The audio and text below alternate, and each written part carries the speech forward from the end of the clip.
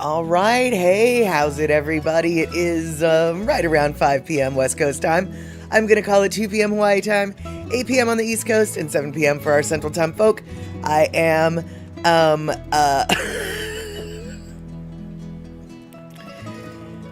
The beginning was really smooth up until I had to identify myself. I am Mad Statter. This is Chatter with Statter. And I'm super stoked to see y'all here. Tell me, is this a Lono song at the beginning of the show, says Pussycat. Indeedly do, Pussycat, that is a Lono tune. It's Kavella Washerwoman, and the story behind that song is kind of funny.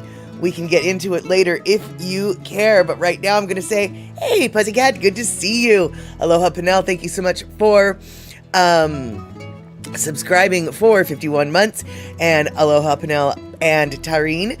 And let's see here, we've got Darlene in the house along with Rick, and we've got a disappointed Shock because it was a disappointing folk jam session. It sounds like that kind of sucks.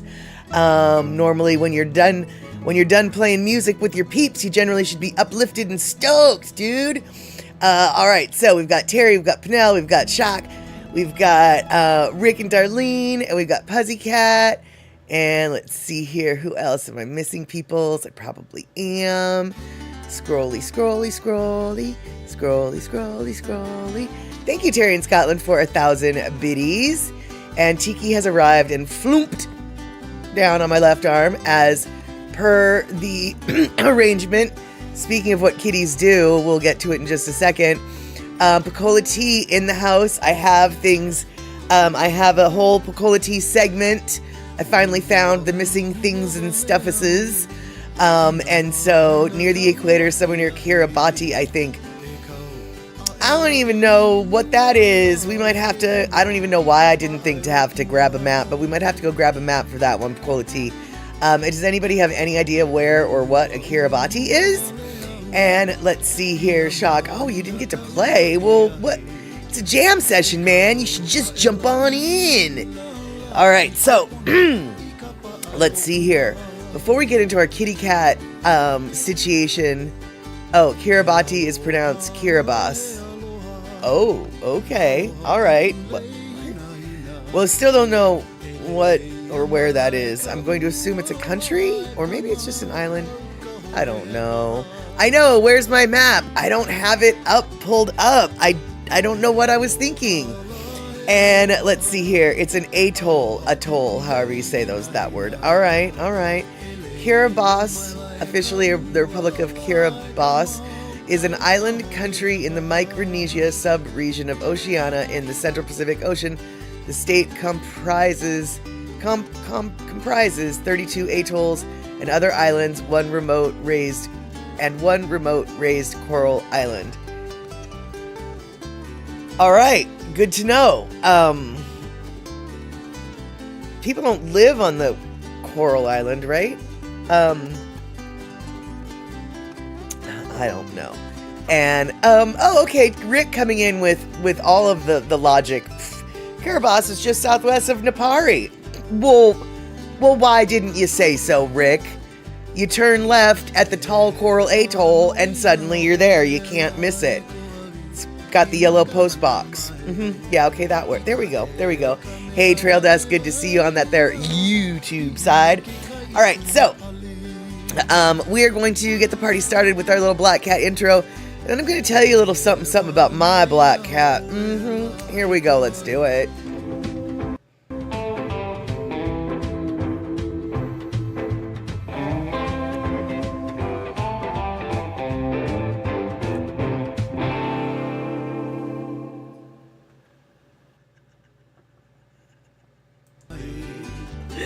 Alrighty, it looks like we got ourselves a Heli Perselli. I'm not sure who or what a Heli Perselli is, but welcome in off that there YouTube side. Am I going to be going to the Waku tonight? Honestly, I'm not sure. Wednesdays are a hit and miss with me at the Waku.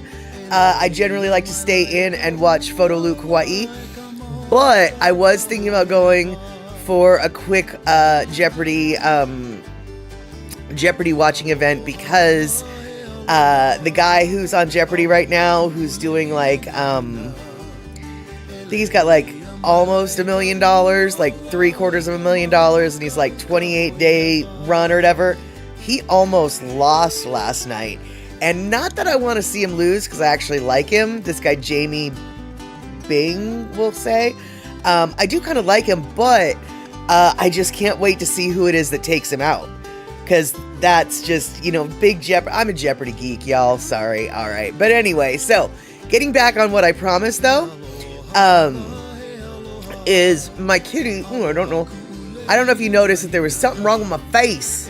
There's something wrong with my face this morning as the kitty was wanting my attention. He decided to take one of his claws and bop me. And I know that he bopped me, I yelled at him and smacked him, but I didn't realize that he bopped me. So when I woke up, I have this big old gash on my face. So if you're wondering, what is wrong with your face? It's my kitty cat. He beat me up. He beat me up. And let's see here. Johnson Island is a coral atoll with an Air Force base on it. My squadron from McClellan once sent a team there. All the residents had green ointment daubed all over their coral cuts. It was really the island of the damned. That is kind of funny. Pussycat, apparently the Pacific Ocean is very shallow to have all these islands all over the map. I don't know if the Pacific Ocean is that shallow. I think, isn't the Mariana Trench in the Pacific Ocean? And isn't the Mariana Trench the deepest part of the ocean in the world? I like to make facts up like that, though. So definitely, do not quote me on that. And Trail Dust 81 on your deck. Dude, it was on Monday, it was almost 80 here as well. So crazy, dude. And let's see here. Shakalak is saying Kiribati is notorious if you study nutrition. Kiribati folks leave the land, live someplace else, and then they get sick and return home to die, where they recover due to the return of their usual diet of fish and coconut instead of Doritos and Ding Dongs. Oh, okay. And Rick, it's 1,050.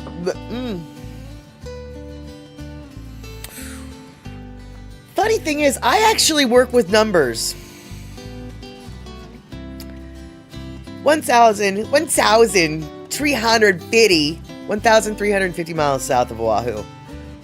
That number should not have been that flippin' hard to say. Speaking of Oahu, my friends, if you're on Oahu this week, like today, tomorrow, or the next day, Jason Momoa is going to be performing with his blues band at 3 different locations. I believe tonight he's at the Blue Note, and it is a fundraiser for the flood victims of the storms that recently hit Hawaii, all the islands on Hawaii. And then he'll be playing somewhere in Waianae and somewhere also on the west side tomorrow and the next night. I honestly wish I could remember what he said in his Instagram post earlier today. But if you're on Oahu and you feel like chasing Jason Momoa down, he's going to be at the Blue Note tonight in Waikiki. And tomorrow he's going to be on the west side. And tomorrow, he'll also be playing on the west side. And so there you go. That's what's going on with Jason Momoa. And actually, I don't even know if that's how he says his name. I don't know why I said Momoa instead of Momoa, but there we go. Because Jason Momoa looks like he might be from Samoa, maybe. I don't know. And I am correct about the Mariana Trench, says Picola T. Perfect. Numbers, they are jarred. And let's see here. I'm totally way behind on the chat because I was scrolled up and then I am rolling back down. Trail Dust, I'm sorry, does your weather need medication? Does your weather have mood swings? Do we need to put your weather on lithium? Because you woke up 2 mornings ago to a dusting of snow, and today it's 81. Has your weather been to the doctor lately? Because we're noticing some mood swings that maybe, seriously, dusting of snow. Wow. All right, then.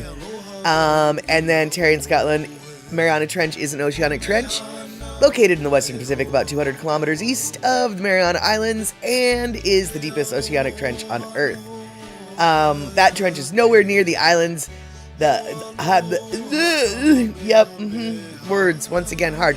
But Pussycat argues that trench is nowhere near the islands, the Hawaiian Islands, and the rest of the Pacific.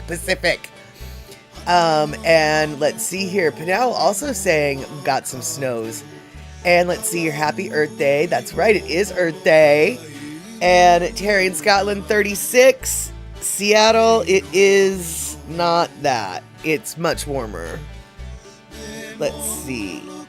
It was like 51 when I went out and ran my errands.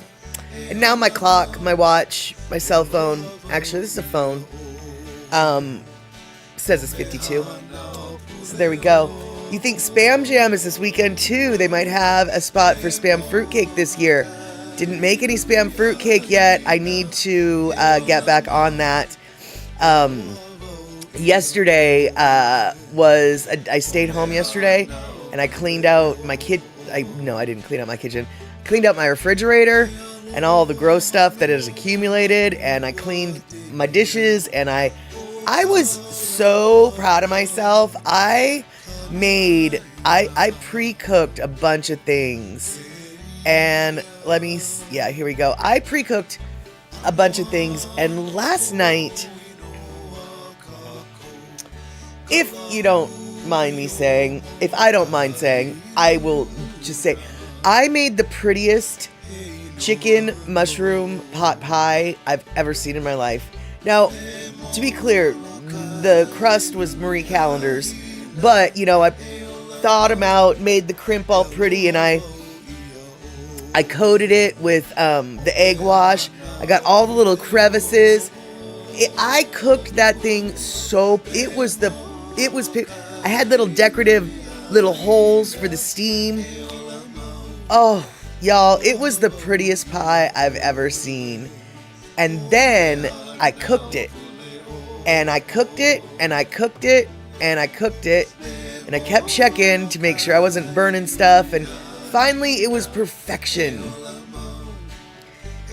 And I took it out of the ovens. And under its own weight, the pan failed. And it went splattering all over my oven door and some of it onto the floor. Now, the stuff that got onto the floor, I left. But the stuff on the oven door, gall dang it, I was not going to waste. And so now, you want to know what the pretty pie looks like? Oh, it's the prettiest pie ever. Yeah, that's my pretty pie.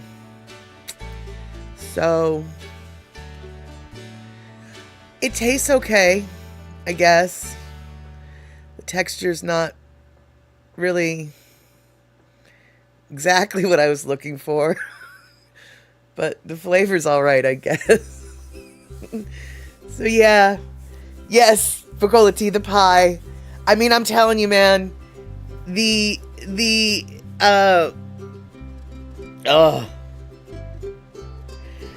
howl of frustration that I made when it all happened. I mean, I got a burn on my ankle because it was so hot and it splashed on my ankle. I didn't care. That wasn't what the painful... I'm sure my neighbors 4 doors down heard my howl. I was so... I was on a kitchen roll, man. I was taking out the pie, and I was also on the verge of starting to do a load of dishes. But then after the pie failure, I was like, oh, F those, I have to mop the floor now. I'm not going to do those dishes. So I still have a dishes full of sink. Nope, I don't. I have a sink full of dishes though, from last night, even though my kitchen, I was so productive yesterday until it all came to a halt. Yeah, you definitely heard it, Darlene, without a doubt. And so all I can ask of you, Darlene, is don't do to your cookies what I did to my pie. Take extra gentle care when removing them their chocolate chip cookies out of the oven. Don't fling the cookies all over the floor. Don't crush the cookies until they don't do what I did with my pie. And let's see here. I'm not really hungry. My wife made store-bought mac and cheese, and I stunk up the kitchen when it came out of the microwave. Yuck. That sounds like, I don't think that was a resounding statement for of endorsement for whatever brand of mac and cheese you got there. Do you have in the whatchamacallit place, the store? I keep getting hair in my mouth. Puzzycat, or actually all y'all, but Puzzycat in particular because he's the farthest away. Do you all have in your frozen food section Beecher's mac and cheese yet? It's Beecher's is the cheesery, or is this the anyway? Okay. If you ever do come across it, give it a whirl. It's a pretty good mac and cheese. They say it's the best mac and cheese in the world, and it might be fresh from their store at Pike Place Market. But Beecher's Cheese is a famous Pike Place Market cheese place, and they've got all sorts of cheese. I mean, they sell actual cheese, but they also have a restaurant that sells, cheese sandwiches, cheese soup, mac and cheese, blah, blah, blah. And their mac and cheese is, and it's homemade, only it's obviously not homemade, but you know what I mean. And then the frozen version is their version. Their mac and cheese is good. However, this is what I love about Beecher's mac and cheese. Their gluten-free mac and cheese is the best gluten-free pasta I've ever had in my life. So anybody who's got gluten issues, if you ever have an opportunity to purchase, and let me tell you, they're expensive. But if you ever had an opportunity to buy a frozen gluten-free Beecher's mac and cheese, by the way, not all their mac and cheese is gluten-free. I'm not suggesting that, but they do have a gluten-free version. It is the best pasta. It is the most macaroni textured pasta I've ever managed to find gluten-free. Because gluten-free pasta, just doesn't have the same mouthfeel. This stuff really does. I don't know how they made it. I don't know where they make it. And Picola Tea coming in with other reality. Their gooey grilled cheese sandos are gooey goodness. Or, excuse me, their grilled cheese sandwiches are gooey goodness. And that is totally true. Yeah. If you go to the Pike Place Market, Beecher's Cheese is definitely one of the vendors you will want to go to. And just to try their cheese curds, just to try their grilled cheese, just to try their mac and cheese, etc., etc. Let's see here. All right.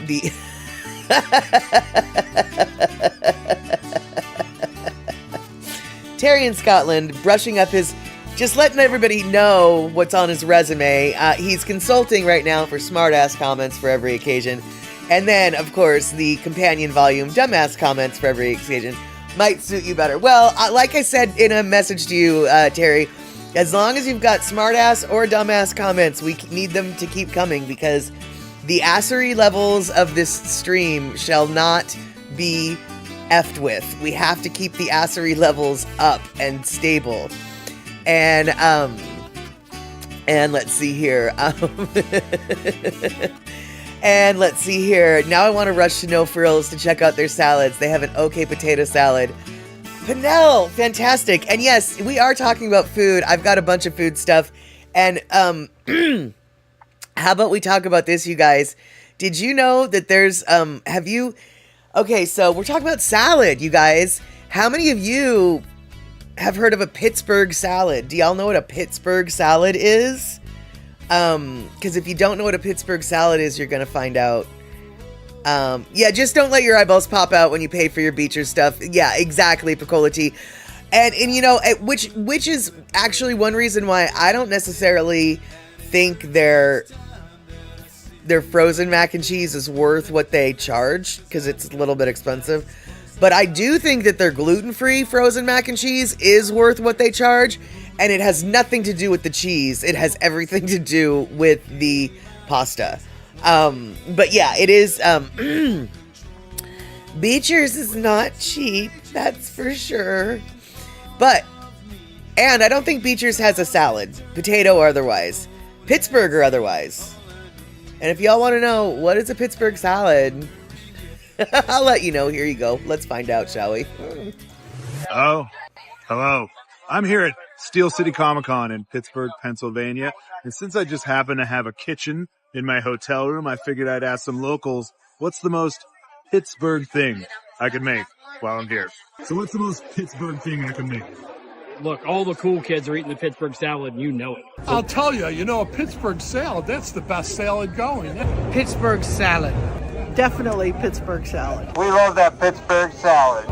Pittsburgh salad. A salad like that gets a lot of respect in my book. All right, start with a salad bowl full of rinsed and drained lettuce, and then add 1 Roma tomato. Dice half of a cucumber, diced. A handful of pepperoncini peppers, diced. A handful of shredded cheese, diced, and 2 hard-boiled eggs, sliced however you want. Now, a lot of people would also put red onions in their Pittsburgh salad, but my girlfriend doesn't want red onions. And what she doesn't want, she doesn't get. Now, the last 2 ingredients are what really make a Pittsburgh salad, and that's steak and French fries.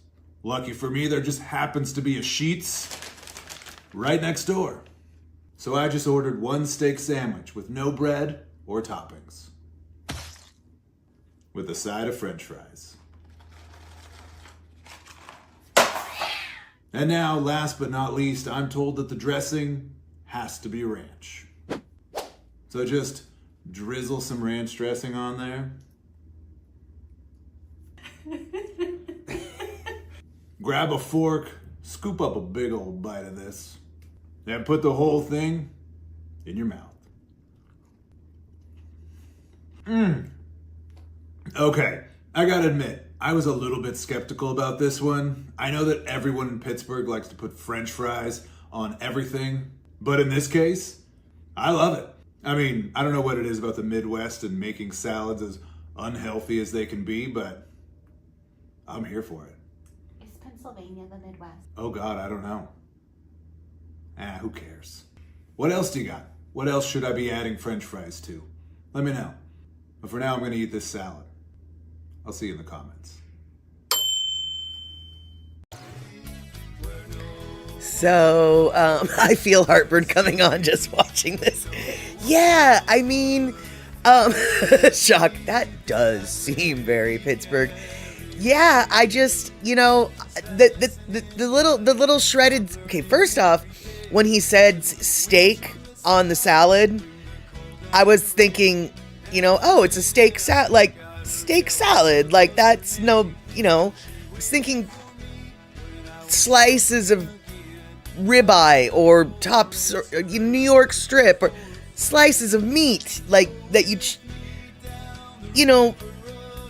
like it came from a steak and then you cooked the steak and then you sliced it and put it on. No, they meant Philly cheesesteaks. Philly cheesesteaks is what they meant. And so that was a whole thing when I saw him glop the glop on the plop. And then the French fries are really what gets to me, because the coldness of the salad has got to cool that French fry off real quick, right? I mean, has anybody, I'm guessing, watching the comments, I'm gonna go out on a limb here and say that none of y'all have tried a Pittsburgh salad, and I'm okay with that. But have any of y'all tried a Pittsburgh salad?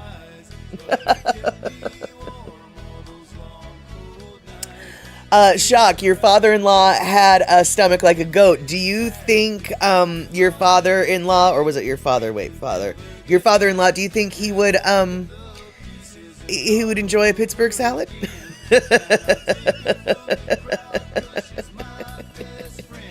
Yeah, gooey and cold French fries. I mean, it just doesn't seem... And the thing is, it's like, okay, well, maybe you can warm the salad up, but then it's like, well, then you've got warm lettuce, and who wants warm lettuce? I mean, I just don't... I feel like one bite of that salad at just the perfect time, when everything is still hot and everything is still cold, and then like would probably be good. But to finish an entire, I just don't think I would like that. And and Chuck's like, oh yeah, he would have eaten just about anything. He would have totally eaten that. Okay. Cold French fries are the worst downer, Picolity. And what's even worse of the worst of the part of the downer is you can't even reheat a French fry. You know, reheating French fries, unless they were undercooked to begin with, is just a lost cause. They just turn into tooth-breaking potato sticks. And so, and okay, Shock saying you can't if they're duck fat fries. I've never had the privilege, okay? I've never had the privilege. But I will definitely, I'll be willing to try. But here's the thing, though. Right, but duck fat fries are also good cold. Right, but see, here's the problem I have with your theory. Okay? In order to eat either a cold duck fat French fry or a reheated duck fat fry, that would require leftover fries that were hot and fried in duck fat. And I'm not sure I would be capable of procuring the required leftovers to test your science. So I'm not going to argue with your science. I'm just going to say I am incapable of performing that experiment.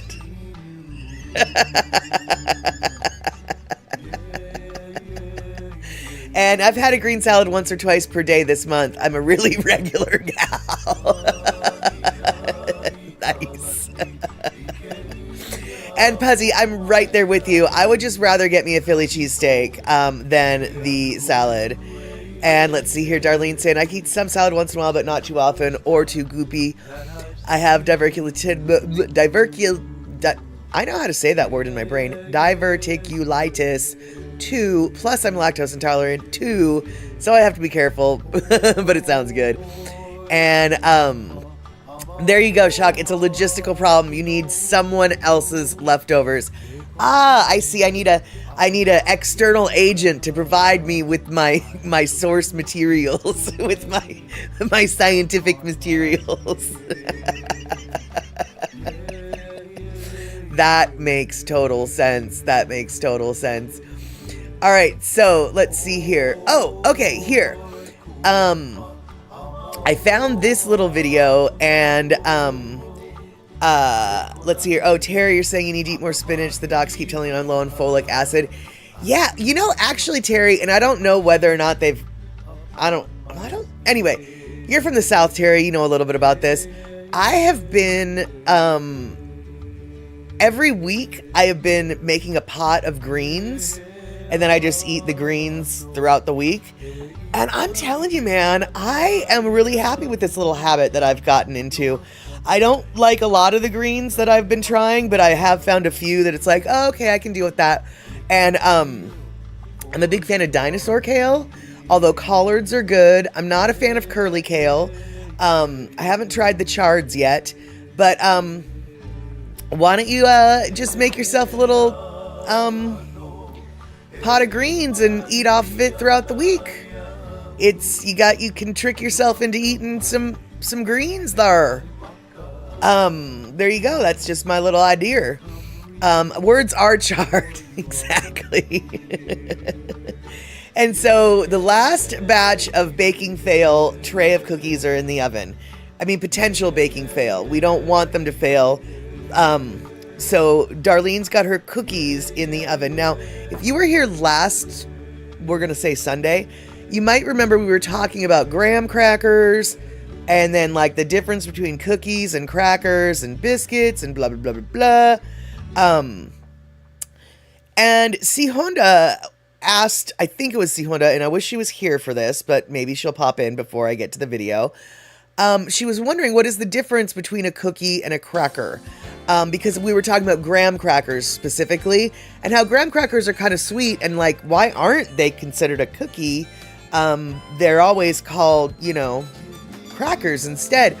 And I saw this little video, and it was the difference between a cookie slash biscuit, a cracker slash biscuit, and a cookie. And so if you guys were wondering, what makes a cookie and a cracker, and what about them there biscuits? This is a little quick little explanations from me. No, not really. It's from AI. But here you go, let's watch. Have you ever wondered why biscuits and crackers have holes in them? There is a scientific reason, and the answer is quite interesting. You see, these holes are the reason why biscuits and crackers becomes hard and flat.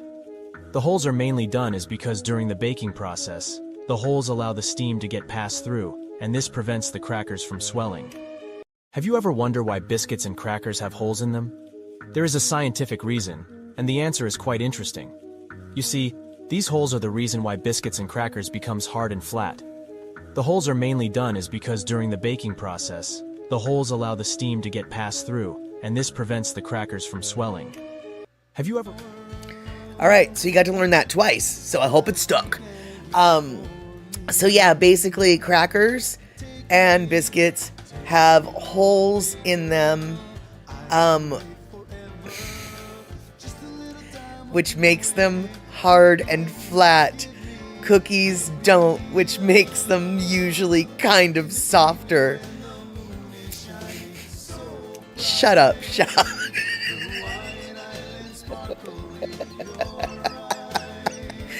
What about donuts? That's a really good question. Actually, though, now that I think about it, donuts generally aren't baked. Well, no, some of them are baked. God dang it. You and your smart asseries. See? The assery level needs to be maintained. We are definitely maintaining the assery levels. If they were baked, they'd be bagels. Do we need to know this about crackers? Well, yeah, we did yestertime. Yes, last Sunday, that was a question that was posed, and I didn't have an answer, nor did anybody else, really. And so I went looking, and for the most part, most of the explanations were cookies are made with sugar and eggs, and are softer. And crackers generally are savory, which that is sort of true, but that is not true for the graham cracker. And so the current version of the graham cracker. And so, and crackers are generally eaten with cheese, whereas cookies and biscuits are not, right? So like, and it was like, these aren't the differentiating points that applied to what we were specifically talking about, which was a graham cracker. And why isn't a graham cracker a cookie? And then also, not all cookies have eggs in them, shortbread being one of the perfect examples. Wait, does shortbread have eggs in it? I don't know. Anyway. Hey, Honda. I was just talking about you.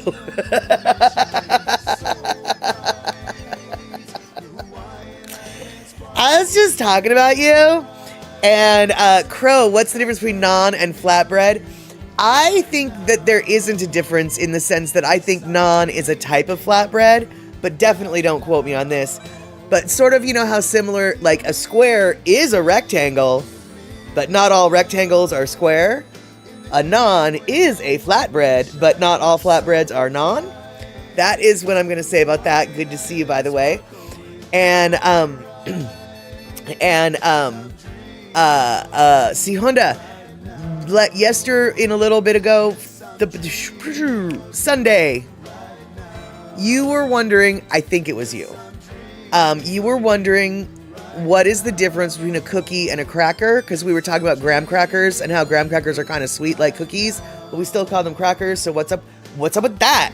I think you were asking that, right? And so, yeah, you guys, we're going to watch it again because we were talking about her and I said that I wish she was here and then she wasn't, but now she is. So we're going to watch it again. So I found this video that we watched literally seconds before you popped in, and maybe you were here. I don't know. But here's the deal. I'm going to show this video again because I said, and yes, you can shock and I'll point and laugh at you and hopefully someone will put the haha emote up. So here we go. This is the difference between crackers and biscuits and crackers. Boop. Have you ever wondered why biscuits and crackers have holes in them? There is a scientific reason, and the answer is quite interesting. You see, these holes are the reason why biscuits and crackers becomes hard and flat. The holes are mainly done is because during the baking process, the holes allow the steam to get passed through, and this prevents the crackers from swelling. Have you ever wondered why biscuits and crackers have holes in them? There is a scientific reason, and the answer is quite interesting. You see, these holes are the reason why biscuits and crackers becomes hard and flat.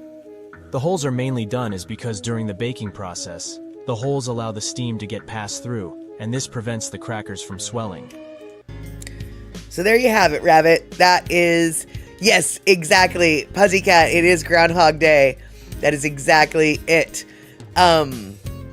And then let's see here. All right, so no eggs and shortbread. I was right. All right, I don't make that up. I didn't, yeah. And no baking soda for rising. Exactly. Plus powdered sugar sifted over regular sugar. I've never made it like that, Darlene, but I'm not mad at it. Let's see here. Okay.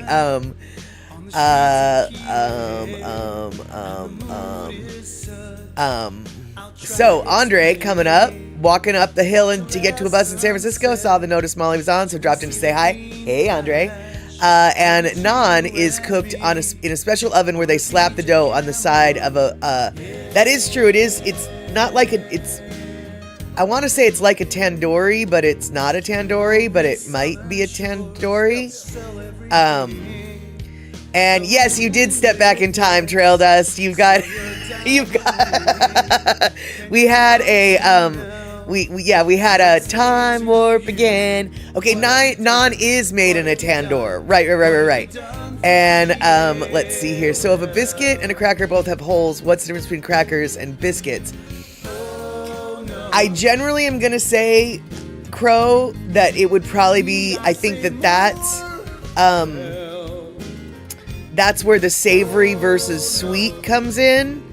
And so technically speaking, I think that a graham cracker is probably more technically a graham biscuit, because the biscuit is going to have the sugar in it and the cracker is not going to have the sugar flavoring. There might be sugar in it a little bit, but I don't know, right? Yeah, you've heard of sweet biscuits, i.e. cookies. Yeah, so these are all very good questions, my friends, but I don't have time to answer them because we've got a Lono listening break in 1 minute.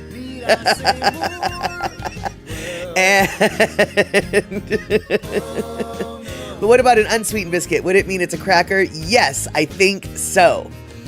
And when I say biscuit, I mean English style flatbready, crispy stuff, not the southern kind, which in England, the southern kind of biscuit, the southern United States kind of biscuits would be considered scones, or scones, I guess is how they say that, but I don't really know.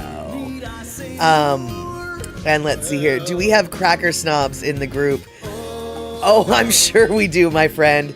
And I like a good Breton. Triscuit is my original Triscuit, though, is kind of my go-to. I don't even know if Triscuit would be considered a cracker now that I think about it, though, under the whole steaming hole definition. We can ponder that. I can only eat the biscuits made entirely of cheese. Oh, yeah. And no, I am not the mad batter today. And Terry coming in with scones are slightly sweeter than biscuits. Okay, all right. I can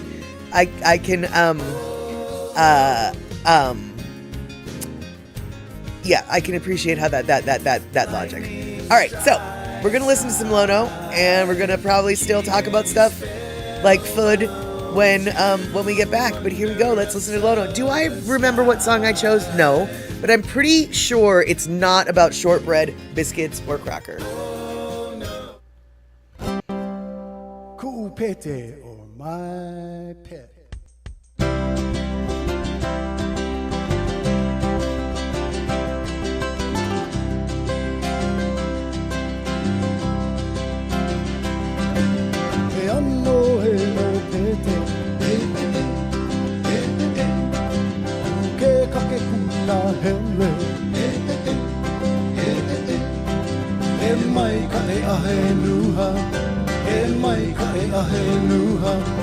Hello, Lelua, hey, I'm no way.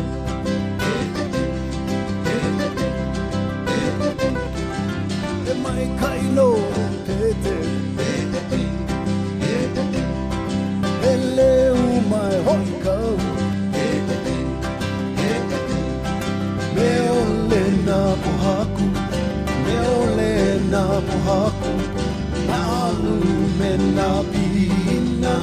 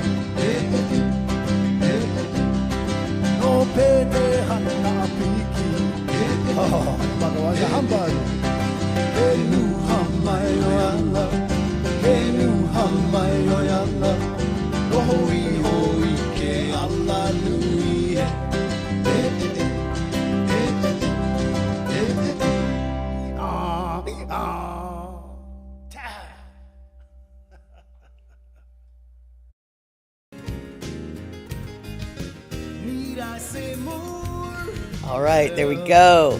So let's see here. Pussycat tried to buy a steak today at the grocery store. Hold on. Let's see here. Okay, tried to buy a steak at the grocery store. It blew my mind how much it costs. Over $30 for 1.5 sirloin. Needless to say, I went home hungry and had crappy mac and cheese. Shopping is a challenge lately. You better believe it, buddy. You better believe it. That's why I have been doing a lot of like meal prep, stretching my dollars. Every week I make a batch of beans, and I make a bunch of bean and cheese burritos.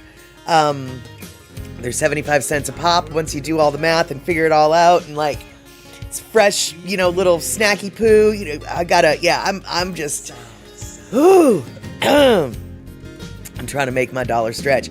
And Crow, does he talk this language during everyday life, or does he speak English or something else throughout the day? And this is his side language, first language he doesn't use as much. He don't speak Hawaiian, brother. No, he speaks English. Lono does not speak Hawaiian fluently at all. He's never learned it properly. I mean, he speaks Pidgin and he speaks English, but he claims not to speak the language at all.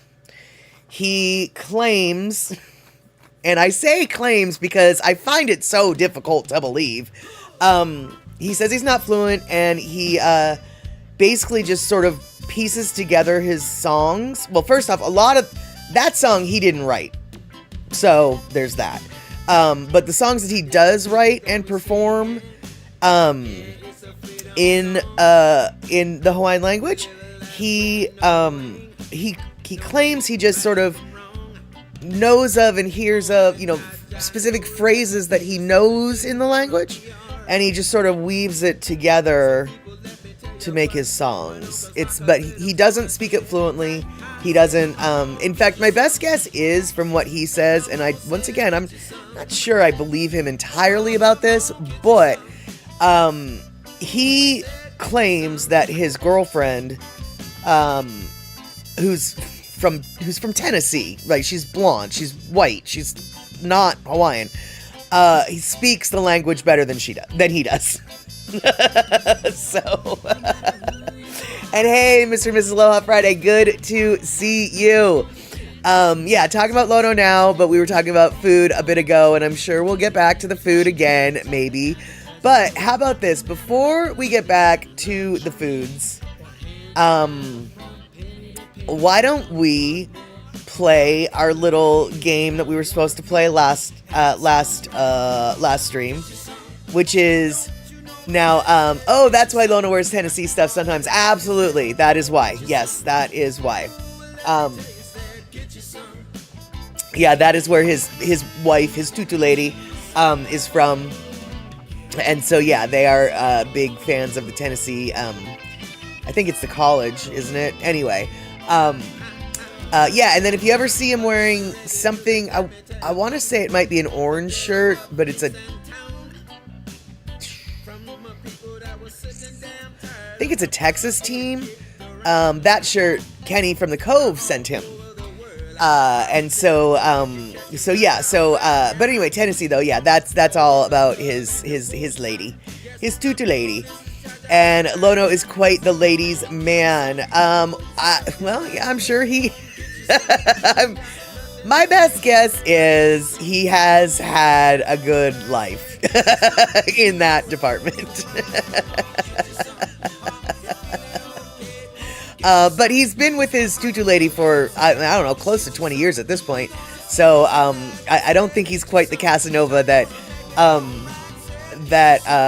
people wish he was, or shall I say, women wish he were. And let's see here, around here, I can buy 1 pound of beef for $11.50 USD. So if I wanted 10 pounds, it would be 150 pounds. Meat around here is super expensive. As a general rule, when I buy like steak and stuff like that, or, chunks of meat, I get it from what I call the used meat department. Do y'all shop at the used meat section? Because I'm a big fan of used meat. Way cheaper than the unused meat further down the aisle. So, I'm definitely all about the used meat. And, all right, so let's play a little game. We already know where Pakolati is now today. I mean, sort of. But a few weeks ago, used meat, the stuff that's down in the discount aisle or the discount section. I mean, it's not used, but exactly, Pinnell. I hardly ever buy meat, right? Because it's kind of expensive. And, but you guys know what I mean by used meat. It's the cheap, it's the discount stuff. It's the stuff that's like, not so pretty, and so they want it gone quicker, because it's gonna be stinky soon. So you need to eat it or freeze it. That's when I buy. That's where I buy it, in the used meat section. Yes, the thrift meat. Yes, indeedly do. So, all right, Picola T, you are gonna have to keep your mouth shut for the next little bit. Keep your fingers from fingering. And I want, if we can, yes, the scratch and dent meat. Exactly. That's it. Yes, precisely. But you guys, okay, so looking at this picture and knowing-ish roughly where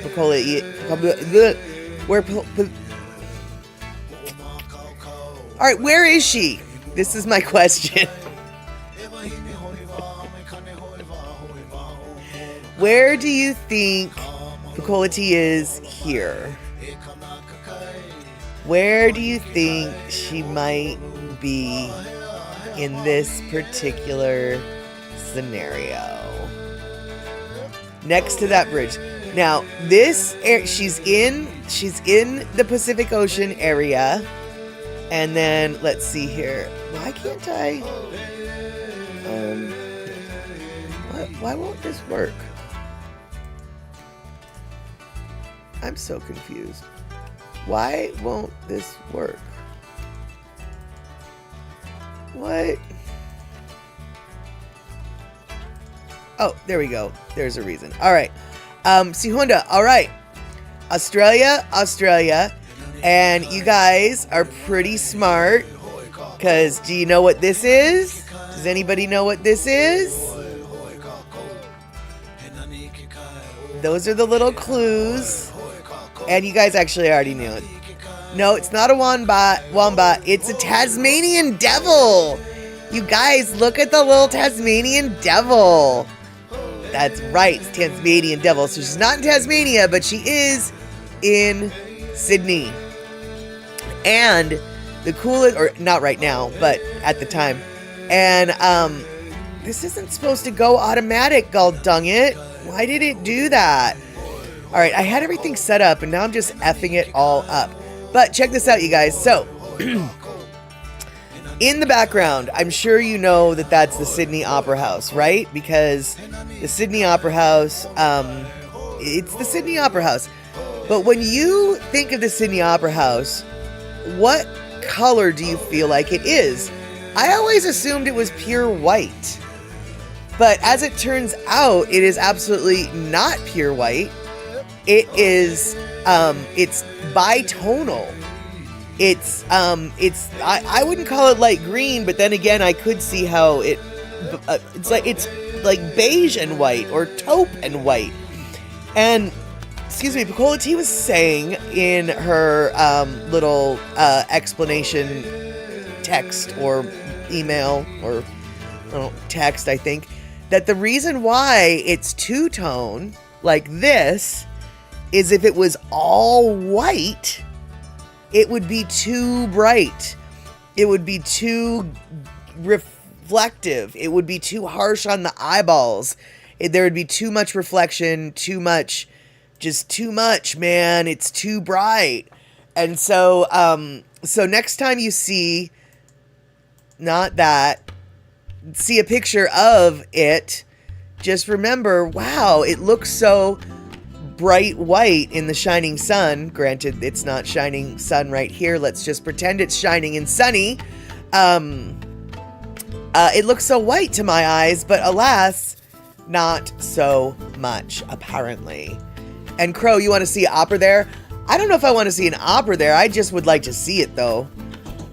Just because I'm not really, I've never been to an opera. I don't really know, Exactly, Darlene. It totally, like, once she pointed it out, it was just like, oh, okay. Yeah, duh, right? Yeah, too glary, I guess is the word I was looking for. And, Botticelli? Or Andrea Botticelli? See, you know already, even though I don't know what you're talking about, I can tell you know what you're talking about more than I know what you're talking about, or what I know what you're talking about. I I didn't know that. I don't know a lot about opera, and oddly enough, the opera season must be starting or something, because I'm seeing, when I'm at the bar and we're watching Jeopardy, I'm seeing a lot of commercials for different operas, and I didn't know that Figaro was an opera. I didn't even know that the music of Figaro came from Figaro until I saw the commercial a few days ago. I don't know much about opera. And let's see here. Terry in Scotland, the Sydney Opera House is a multi-venue performing arts center. Oh, okay. Multi-venue in Sydney, New South Wales, Australia. Located on the foreshore of Sydney Harbour, it is widely regarded as one of the world's most famous and distinctive buildings and masterpiece of 20th century architecture. I totally agree. And Crow, oh, there you go. You're an opera fan. I like to listen because it makes me feel fancy and rich. Oh, yes, there we go. And Picola T coming in with the proper way to spell, I'm not even going to say it because I don't know, Andrea Bocelli. Right, exactly. Says Terry in Scotland.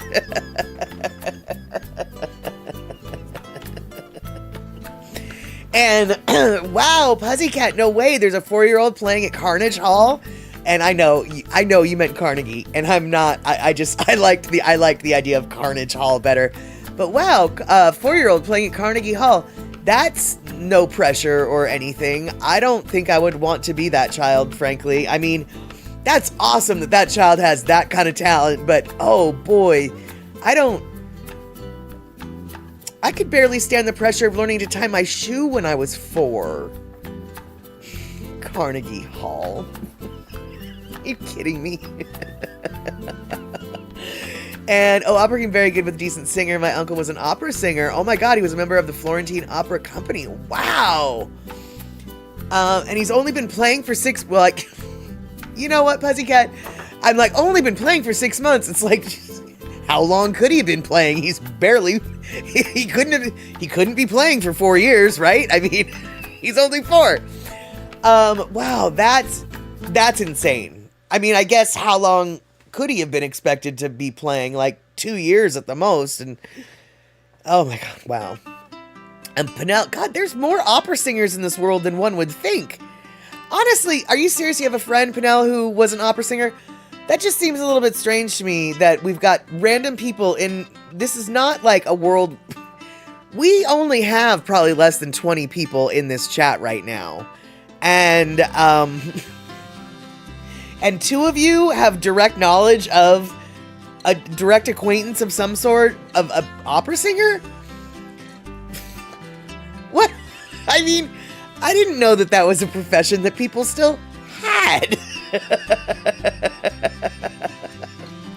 Yeah, he couldn't reach the piano keys when he was 3, or at least, not with and the pedals and stuff. Yeah.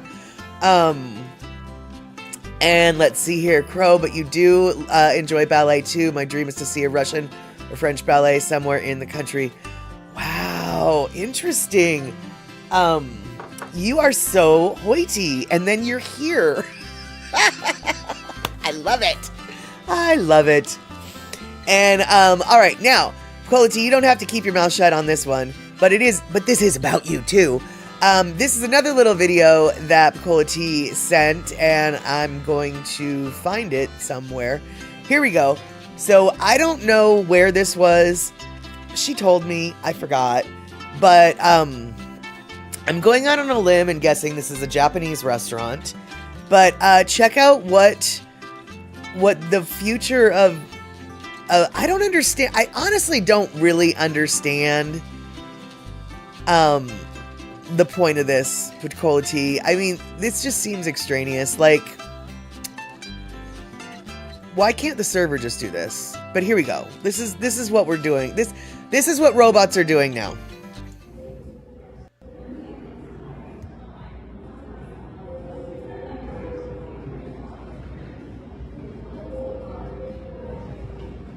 The TV so well.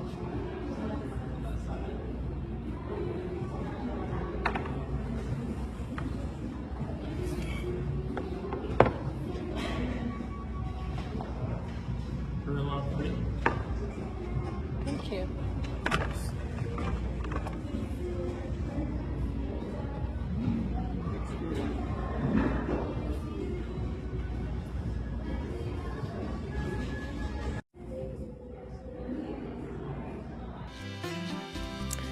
So, I, well, but see, Darlene, right, do you have to tip the robot server too? Obviously, I'd like to say obviously not, but there's still a server. So, like, what is the point? I don't get it. Like, they still have to have a wait staff. They still have to have someone come to your table. I don't understand why they need the robot. Like, Honda, you've been to a place that does this too. So, Pecola T, Honda, anybody else who has experience with this type of service, like, I don't understand. Pecola T, okay, so you're like, this was a delivery robot, not sure why the server couldn't carry it himself, seemed gimmicky. That's kind of what it seems to me too. Pinnell had to carry the heavy trays. I guess, but I don't know. And oh, Crow, you also play piano? Oh, well, no wonder you've got the Hoyt and the Toit in you. You've got the hoity and the toity in your hands. I get it. Now, Trail Dust, that's cute. We ate at a place once where the food was delivered by a large model train. Cute, but also gimmicky. Gimmicky AF, as the kids say. They don't. That's what the older kids say. And by the kids, I mean like 20 years ago, they were the kids. Now they're probably grandparents. But I'm so old that the kids are still grandparents or whatever. And your uncle was related to Ricky Nelson, the guy who sang Garden Party. He married my mother's sister and was second cousin to him. Interesting. All right. 6 degrees of separation, y'all. And okay, so you agree it was gimmicky. All right, it does. Yeah, it sort of just seems. I mean, I'm sure. Like, okay, you know, we have all seen the waitresses that carry the huge tray with the different plates and boop-a-doo, you know. So in situations like that, I can see how a robot would be handy.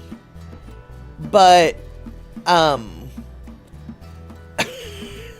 but outside of very specific circumstances, that sort of just seems like it would be something you should keep in the corner because real people can handle it. And now, when Pecola T says, had a clear view to the kitchen, a human server had to adjust the carpet so the robot could roll over it and out the kitchen door. So stupid. Yeah, you know, I wasn't there, so I'm not going to be as judgmental, but so stupid is what it sounds like as well. Yeah, I'm going to, so stupid.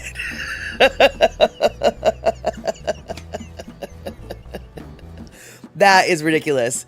Right, Pinnell, you've carried those huge trays. So like so you're right. So in a case like that, like I can maybe see how having a little robot helper would be handy.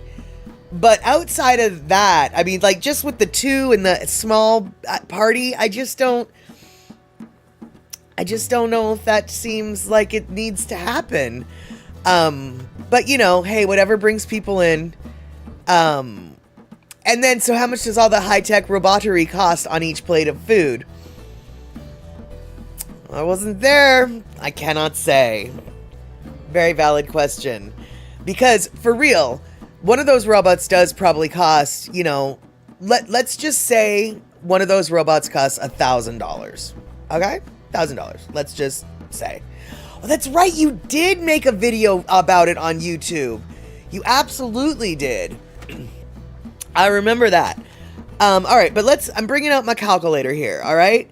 So the server had to lift the plates an extra time. And then there's that, right. But $1,000, and I know that this isn't the case everywhere, but in the Seattle area, even wait staff make $15 an hour, okay? So I'm going to use this very high number because most places don't, most states don't require wait staff to be paid the minimum wage that everybody else does. They are usually paid on a lower rate and then they make up for it with the tips. In Washington, it's not like that. So So we're going to go with Washington standards. So $1,000 for one robot divided by $15. And the reason why I'm saying 15 is that's how many man hours it's going to cost just for the one robot. So, 1,000 divided by 15 equals 60. So basically 67 work hours of one human. So one robot probably costs about 2 weeks worth of wages in Seattle. But I'm guessing that robot costs more than 1,000. And I'm also guessing that in other places that don't pay 15. So, like one of those robots literally could probably cost like a month or two worth of wages for a single person. And then you've got who has to clean the robot, exactly, and also if it gains sentient ideas, you have to call IT or the government. Well, then that's a whole other thing. And Pinnell, yes, it was me that showed the dancing robot that went a little bit out of control, and the staff got beaten up a little bit, and the staff had to drag. Oh, I wish I still had that somewhere. Yeah, for those of you who don't know what Pinnell's talking about, there was Crow. I'm trying to like justify the cost analysis, but it is just one until there's maintenance, right? But what Pinnell was talking about is there was a dancing robot in China that its job was just be a dancing entertainment robot in the middle of a restaurant. I don't think it was supposed to serve anybody anything. I hope not. Anyway, it was dancing and it got out of control and it started wrecking the place because robots are strong, right? I mean, they're just gears and machines and, well, not gears, but I don't know. They're stronger than people. And it was like throwing stuff and bashing trays, and it was just creating mayhem.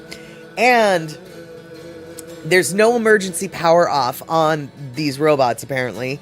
And so the person who was trying to like shut it down and contain it was also trying to find the app on their phone to control the stupid computer, because the robot was controlled by the phone. So you've got these 3 staff people. One of them's got the phone out trying to turn it off, but it's not happening fast enough, and it is going off like craziness. Yeah, it was quite funny, actually. And if everyone gets a chance to watch Chinese videos showing marathon running robots, hilarious. I don't understand that, Picola T. I mean, like,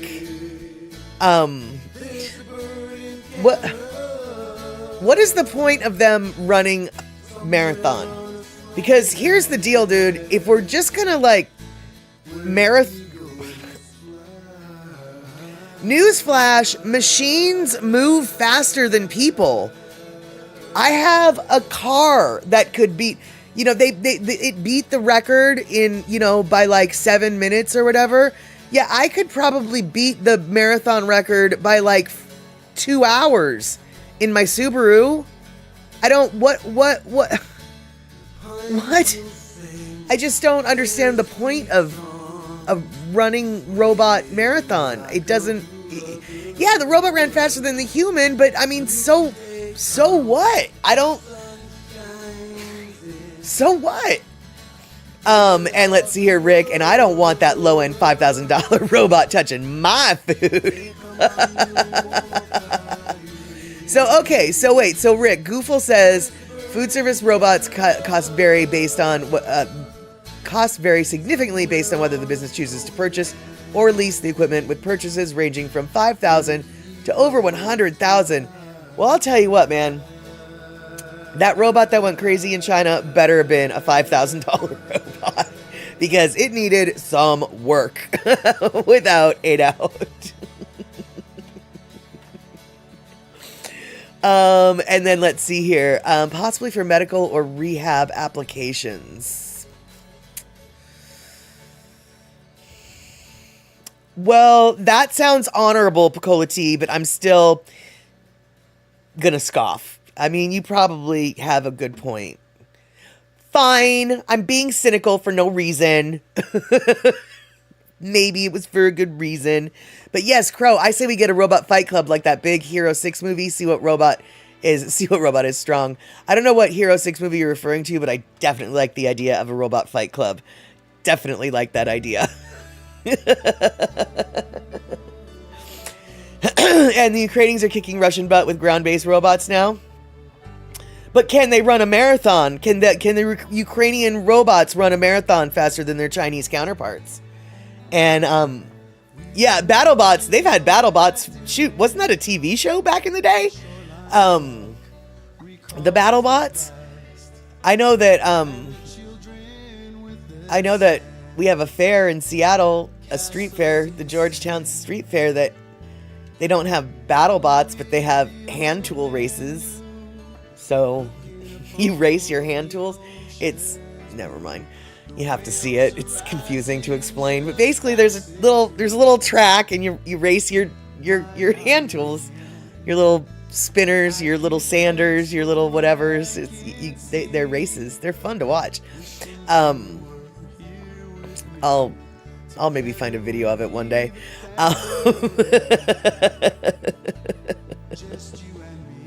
So, let's see here.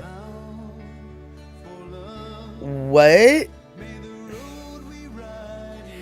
You are lying to me, Puzzycat. And I say this fairly certain you're not, but I'm just gonna act like you are.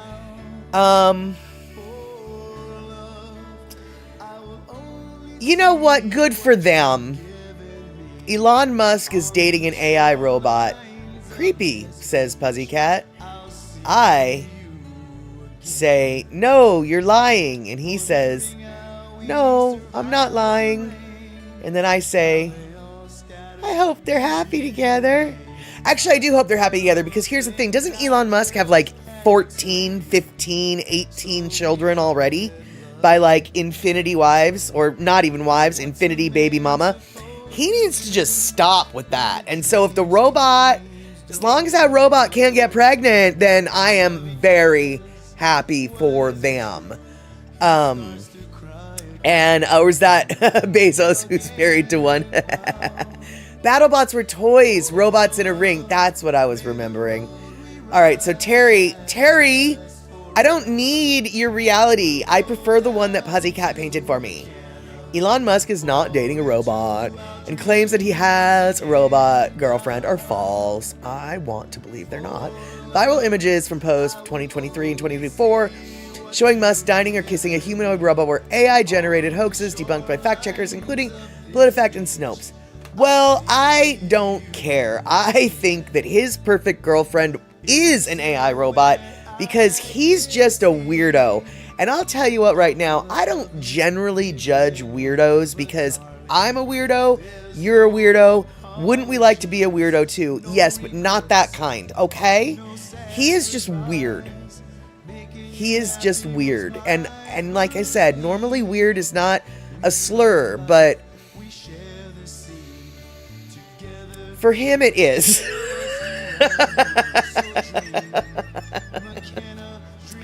But for him it is. All right. So, and I know exactly, Darlene. It's like Elon Musk is so unique that it's just like, well, you know, as much of a strange idea it is, if anyone would do something like that, it would be him. And let's see here. I just know of that one enter letters, numbers, math symbols, and a thing Musk kid. Yeah, right, that one. Right. Yeah, the one that doesn't have a name, we'll call them 7. Yeah, that one. Isn't Zuckerberg a robot? Penel, that's funny. Because here's the deal. When, Zuckerberg has to be a robot, and this is why I say that.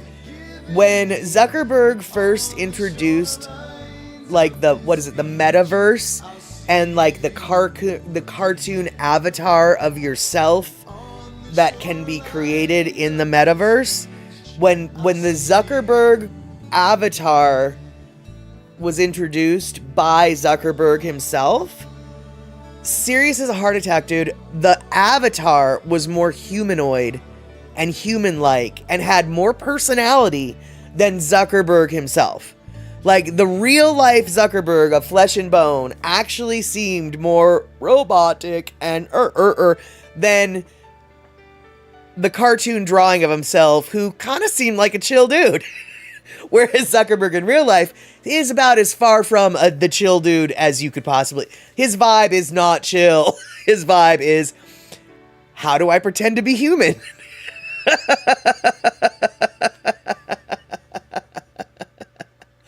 And yes, exactly, Piccology. Yeah, and sometimes they're in both places at once. The fine line between genius and insanity.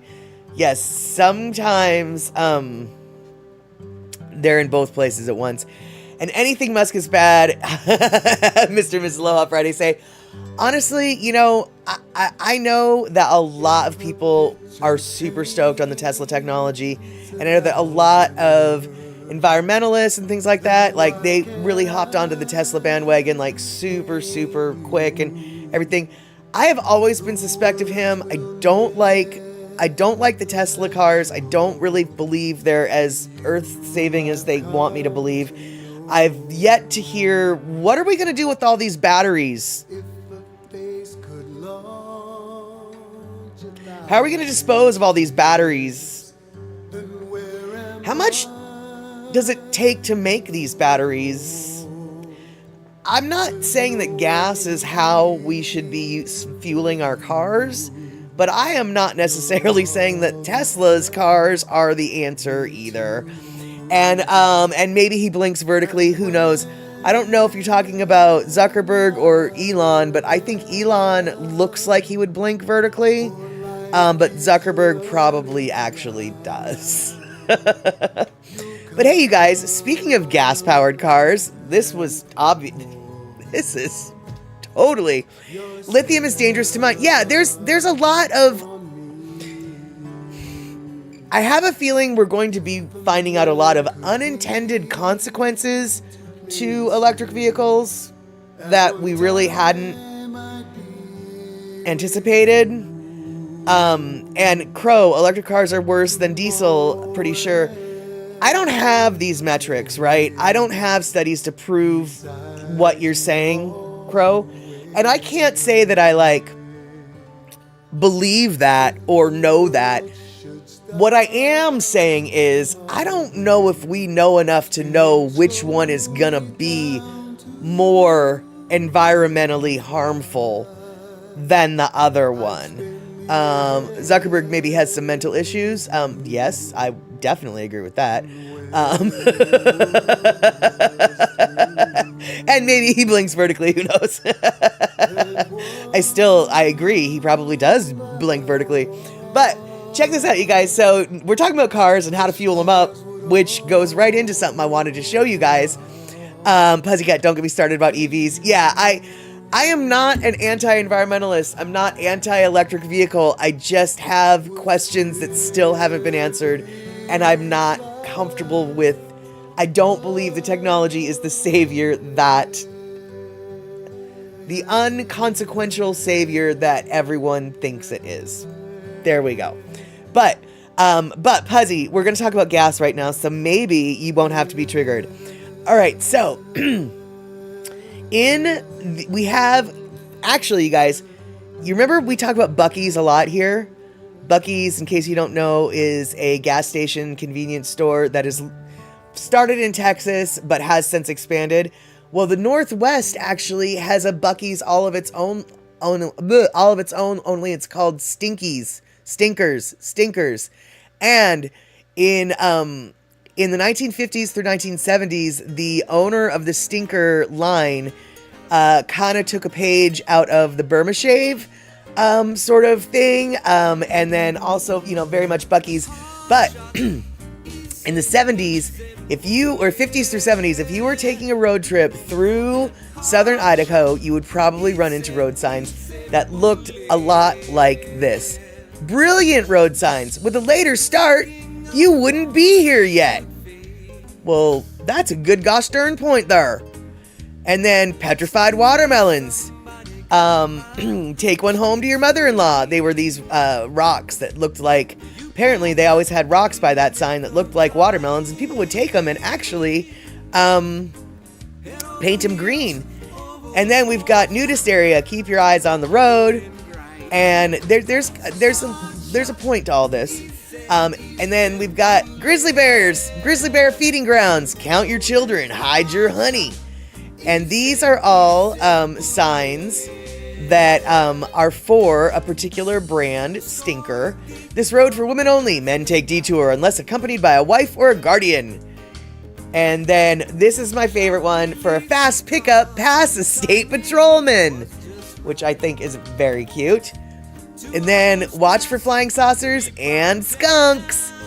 And the reason why you'd be watching for skunks is because this is the gas station that those signs were advertising for. And this gas station still exists. And if you're looking at it today, this is what it looks like. There's a bunch of them all throughout southern Idaho. And they're not as big as a Buc-ee's, but they're also not your typical little gas station convenient mart either. Lots of places to sit down and eat. You got your little you got your soda fountain, etc., etc. You've got picnic area, dog run, leash dogs welcome throughout the park, off leash pet exercise area located behind the picnic area. So off leash is beautiful. And then you got that little off leash dog run there. And then this is what the Stinker stations used to look like when those signs were up and running. Fearless Ferris Lind's Stinker Station. Save like mad. And so the Buc-ee Beaver has some competition with the Stinker Station Skunk. And what's that? Buy 4, get the 5th free? For what? I don't know. I don't see where you see that, so I'm not going to. Didn't someone steal that dinosaur, or was it another gas station's dinosaur? No, that the Sinclair dinosaur. Yeah, they're all over the place. So I'm sure the Sinclair dinosaur. Let's see here. Are you talking about this dinosaur? Hold on. Are you talking about that dinosaur right there at the corner? That green little dinosaur? Yeah, that's the Sinclair, and I'm assuming that the Sinclair is the kind of gas they have at Stinkers. And I know, right? Pete's Eats is what we got here, and I just went past it. Oh, the Forfer. Wait, boop-a-doo. For what? Oh, buy 4, get 5th free. Oh, it looks like it's like some chips, like Doritos or candy bars, or like it's a bunch of, yeah, it looks like it's a bunch of just, junk food. Like if you buy 4, oh, I think that's a Mrs. Fields cookie. I think that's something, I'm not sure what that is. And then like a honey bun or like a Snickers. I think it's certain kind of food. If you buy like 4 of them, you get a 5th free. And so, and so let's go back to the reminiscent time. 26.9. 1967, the price of gas was 26.9. Yeah, and in Idaho, actually, southern Idaho, it could have even been 1972 or something like that, because Idaho's kind of cheap. And let's see here. Wow, cheapest gas you ever bought was 16.9. Nice, back in 72. And yeah, exactly. Looks nicer than our 7-Eleven. Yes, just gonna boop through here. Yep, there we go. Exactly. And yeah, that is a nice little old station wagon for sure. And let's see here, Darlene, we went through a huge place up north in Eau Claire, Wisconsin, that was huge. It had everything, food, alcohol, snacks, just like you're showing here, pizza, burgers, etc. Yeah, so, Buc-ee's is getting a little bit of competition, it seems. And Idaho, it's got its little stinky Stinker. Now, this is southern Idaho. If you go through I-90 in the northern part, like Coeur d'Alene, you ain't got none of that. You got to go through the southern, you got to go through basically the area that I call northern Utah. Yeah, that's where you got to go. Northern Utah, i.e. southern Idaho. And, it's called Quick Trip. I've heard of Quick Trip. And they used to have rest stops with gas stations and restaurants along the 401 highway. Yeah. And, there's one, the Stinker in Caldwell, Idaho is apparently its biggest one. And it's got like RV parking and trucks and it's got showers. It's a huge, it's, I think it's trying to give Buc-ee's a run for its money. And Darlene, no, it probably was not as big as Buc-ee's because Buc-ee's nothing is as big as Buc-ee's. They're from Texas. Let's let Buc-ee's be Buc-ee's. And all of ours can be like little, Buc-ee's Juniors. Little Buc-ee's Juniors. And we go through southern Idaho in the truck all the time. It's kind of dull. It is, Terry, which is why these signs back in the day were the best signs ever because there's nothing going on. Yeah, look at the landscape. This is southern Idaho, y'all. Look at the landscape. This is what you're going to see. Have you ever been to southern Idaho? Well, now you have. You're seeing it all. Look. This is the most greenery and amazing part of southern Idaho right here, okay? Dude, this is, yeah. Next time I'm there, I'm going to stop at a Stinker, Sissy Honda. Awesome, do it. But for real, y'all, this is what southern Idaho looks like. It's... Hey, welcome to southern Idaho. It's really not. Northern Idaho is beautiful. Just forget the white supremacy. The greenery is great. The white supremacy, not so much. But hey, what's happening with Texas? They still a state. I haven't been caught up with American stuff. Yeah, they're still a state. And oh my God, dude, my dad was upset that it went to over 30 cents a gallon in 1970. That was the beginning of the end of cheap fuel. Yes, that was the beginning of the end of cheap fuel. That is exactly right, when OPEC did its thing. All right, you guys, so we are 3 minutes after the bottom of the hour. And so we're gonna have to shut up. And by we, I mean me. So I want to thank you guys for hanging out tonight, having a little we had a great little yes, hand signals cannot be put on t-shirts, just so you know. But this Saturday, just changing subject entirely. This Saturday, going to be watching a movie. We're going to be watching Interstellar. And if I remember correctly, Matthew McConaughey is in Interstellar. And that's pretty much all I can tell you. I can also tell you, though, that the Interstellar movie was recommended to me by Tom from Waku. He's a 20-year-old man who, for some reason, knows about a movie that was made before he was born. And he highly recommends it. So I'm gonna watch it. And if you guys want to watch it with me, I'll be here. No, I won't be. We will not be here. We'll be at Map Statter on Twitch. Remember, Map Statter. Ooh, that was a good pop. All right, you guys, have yourselves a good one. Super stoked to see y'all, and hopefully see you on Saturday. If not, Sunday.